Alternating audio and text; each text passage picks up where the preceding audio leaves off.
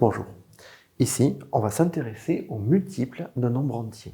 Alors, tout ce qu'on va dire ne sera valable que dans le monde des entiers, en fait. On est en arithmétique, on ne s'intéresse pas aux nombres à virgule. On veut vraiment rester avec des nombres entiers. Quand est-ce qu'un nombre est multiple d'un autre nombre? Eh bien, on a une règle, une définition qu'on donne en sixième, qui est un nombre est multiple d'un autre nombre s'il est dans sa table. Alors, je vais mettre un exemple de cette chose-là. Par exemple, 42 est un multiple de 6. Pourquoi 42 est un multiple de 6? Tout simplement parce que 42, il est dans la table de 6. 42, c'est 6 fois quelque chose. 6 fois 7. Ok. Cette égalité, déjà, nous donne un renseignement. C'est que 42, c'est un multiple de 6, mais du coup, c'est aussi un multiple de 7. Et oui, dès qu'on a une décomposition comme ça, on a deux compagnons, et tous les deux ont dans leur table le nombre 42. Okay, donc 42 est un multiple de 6, du coup j'apprends que 42 est un multiple de 7. Alors, on pourrait se dire, après tout, des multiples, il n'y en a pas tant que ça, parce que les tables, on les a apprises jusqu'à 10. Ouais, mais elles existent au-delà. Si je prends la table de 3, par exemple, 3 fois 10, ça fait 30, mais 3 fois 11, ça fait 33, 3 fois 12, ça fait 36, etc. 3 fois 100, ça fait 300. Les tables, en fait, elles continuent jusqu'à l'infini.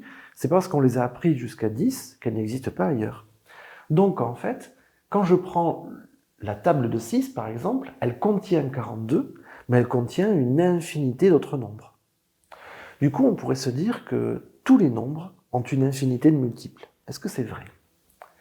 Je vous laisse réfléchir à la question. Est-ce que, alors, je vous mets la question, est-ce que tous les nombres ont une infinité de multiples?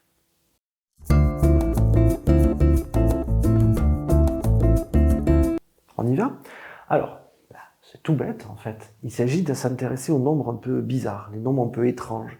En fait, les nombres étranges pour la multiplication, c'est 0 et 1.